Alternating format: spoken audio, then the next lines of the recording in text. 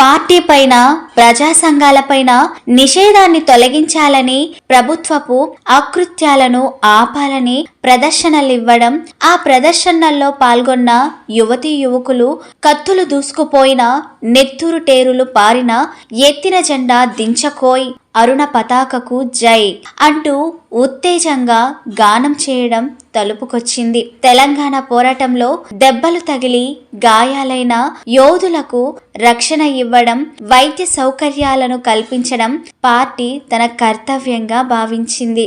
ఆ బాధ్యతను ఆంధ్ర రాష్ట్ర ప్రజా సంఘాలు కొంతవరకు స్వీకరించాయి. తెలంగాణ పోరాటంలో దెబ్బలు తగిలి గాయాలైన యోధులకు రక్షణ ఇవ్వడం, వైద్య సౌకర్యాలను కల్పించడం పార్టీ తన కర్తవ్యంగా భావించింది. ఆ బాధ్యతను ఆంధ్ర రాష్ట్ర ప్రజా సంఘాలు కొంతవరకు స్వీకరించాయి. రజాకార్ల బాధ పడలేక వలస వచ్చిన వారిని సానుభూతితో స్వాగతించాయి. నైజాం తొత్తులైన దొరల గడీలపై తెలంగాణ యోధులు ప్రతిదాడులకు దిగారు. పోరాట ప్రాంతాలు పెరిగాయి. ఆంధ్ర ప్రాంతానికి కూడా పాకాయి. ఆంధ్ర రాష్ట్రంలోని పోలీసులు కూడా పార్టీ కుటుంబాలపైన, సానుభూతి పరుల ఇళ్లపైన దాడులు చేయడం, ఫాసిస్టులుగా ప్రవర్తించడం మొదలుపెట్టారు. మహిళా ఉద్యమకారులను నిర్బంధించడం, ప్రభుత్వాన్ని ధిక్కరించిన నేరం క్రింద అరెస్టు చేయడం, శిక్షలు, జరిమానాలు అమలుపరచడం, వాటిని చెల్లించలేని పక్షంలో ఆస్తులు, పంటలు దోచుకోవడం మొదలైన పోలీసు చర్యలు రాష్ట్ర వ్యాప్తమయ్యాయి. పార్టీ స్త్రీలకు రక్షణ కరువైంది.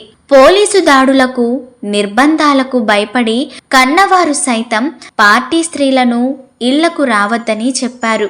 అజ్ఞాతంలో ఉన్న భర్తల జాడ చెప్పమని పార్టీ స్త్రీలను ప్రభుత్వం, పోలీసులు నిత్యం వేధించడం మొదలుపెట్టారు.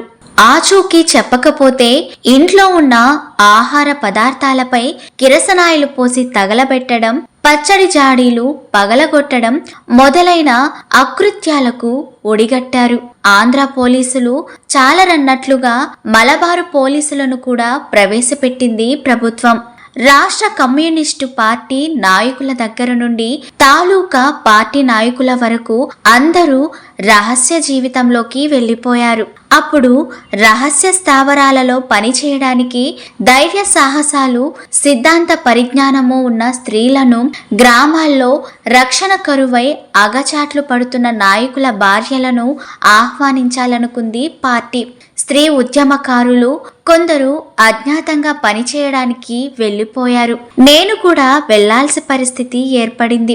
నా భర్త కూడా అందుకు ప్రోత్సహించారు.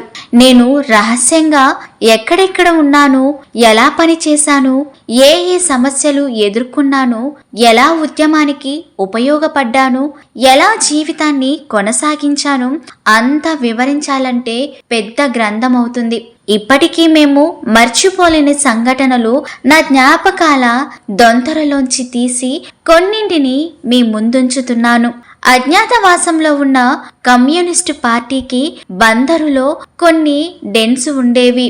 ఒక డెన్లో పొట్లూరి నరసింహారావు అనే విద్యార్థి, పెదమద్దాలి, అతని అక్కాబావ, నేను, కాట్రగడ్డ, పెద వెంకట్రాయుడు ఉండేవాళ్ళం. నరసింహారావు చదువు నిమిత్తం ఇల్లు తీసుకొని కలిసి ఉంటున్నట్లుగా ఇరుగు పొరుగుకు చెప్పేవాళ్ళం. ఆ డెన్కు రాత్రిపూట కడియాల గోపాలరావు గారు, కొండపల్లి సీతారామయ్య వచ్చి కొద్ది రోజులుండి వెళుతూ ఉండేవారు. నేను అజ్ఞాత కామ్రేడ్స్ కు వండి పెడుతూ రహస్య పత్రాలు, కాపీలు తీస్తూ ఉండేదాన్ని. నరసింహారావు కాలేజీకి నామమాత్రంగా వెళ్లేవాడు. తర్వాత నరసింహారావును మరో డెన్కు మార్చారు.